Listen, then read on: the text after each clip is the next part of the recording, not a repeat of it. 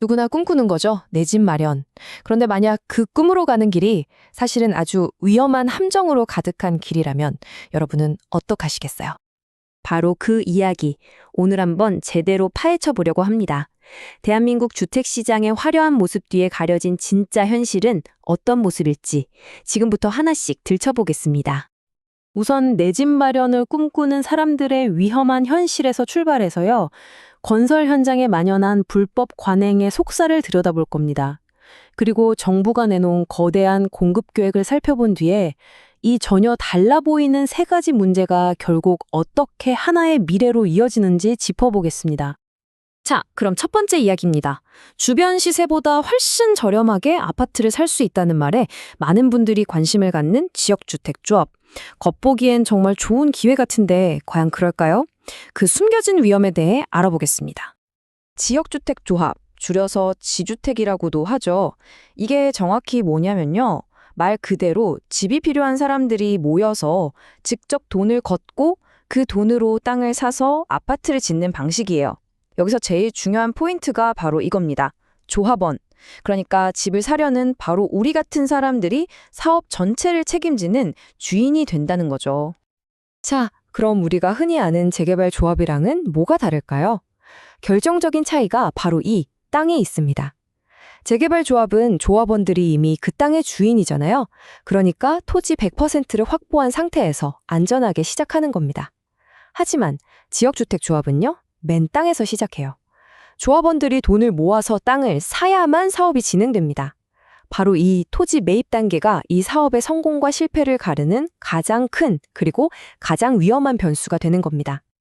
이게 그냥 하는 말이 아니라는 게 정부 조사를 해서 딱 드러납니다. 최근에 전국 252개 조합을 점검했는데요.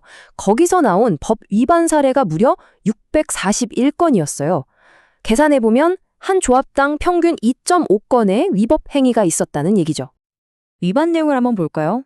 정보공개 미흡이 197건으로 압도적인 1위고요. 실적 보고서 미제출이 123건으로 그 뒤를 잇습니다. 이게 뭘 의미할까요? 간단합니다.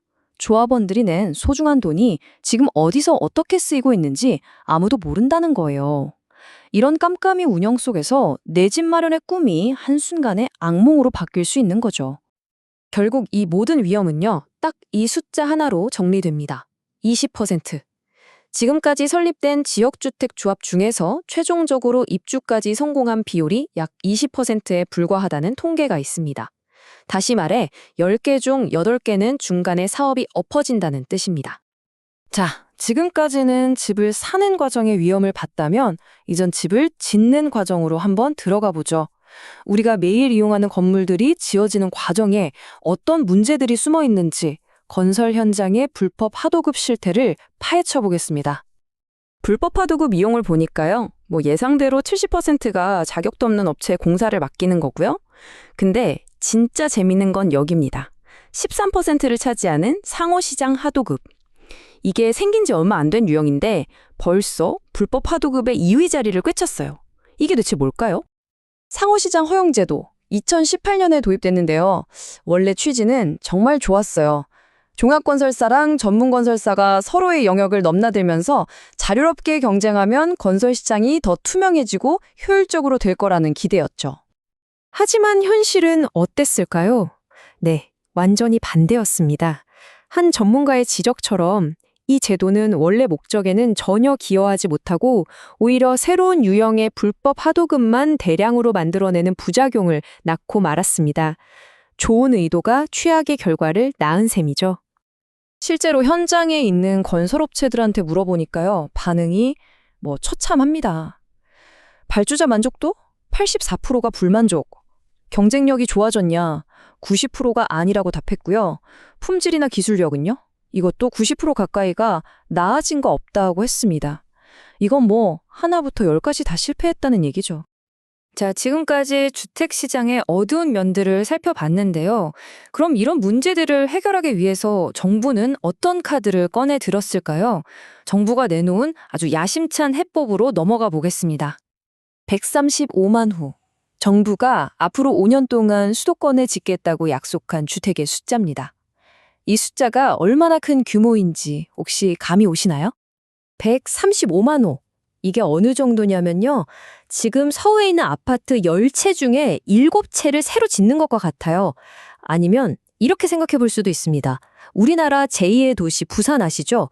그 부산에 있는 모든 집을 통째로 들어다가 수도권에 5년 안에 새로 짓겠다. 정말 말 그대로 도시 하나를 새로 만드는 어마어마한 계획인 거죠. 그런데 말입니다. 이렇게 거대한 계획, 과연 현실적으로 가능한 걸까요? 이 질문을 던져봐야 합니다. 계산은 간단합니다. 135만 호를 5년으로 나누면 매년 27만 호씩 지어야 해요. 그런데 지난 5년 동안 우리가 실제로 지은 건 연평균 23만 호 정도입니다. 갑자기 매년 4만 호씩, 그러니까 20% 가까이 더 많이 지어야 한다는 건데 이게 과연 쉬운 일일까요? 게다가 넘어야 할 산이 한두 개가 아니에요. 아시다시피 공사비, 인건비는 계속 오르고 있죠. 안전규제는 더 깐깐해져서 공사기간은 늘어지고요. 또 민간 건설사들이 정부 계획에 발맞춰줄지도 사실 미지수고, 이 모든 거 짊어져야 할 LH 같은 공공기관의 부담도 만만치 않을 겁니다. 자, 그럼 이제 우리가 살펴본 이 세 가지의 전혀 다른 이야기들을 하나로 꿰어볼 시간입니다. 자, 이제 그림이 그려지시나요?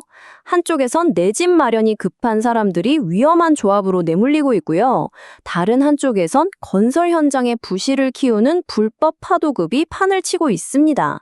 그런데 바로 이 불안한 토대 위에서 정부는 역사상 가장 거대한 주택 공급 계획을 밀어붙이고 있는 거죠.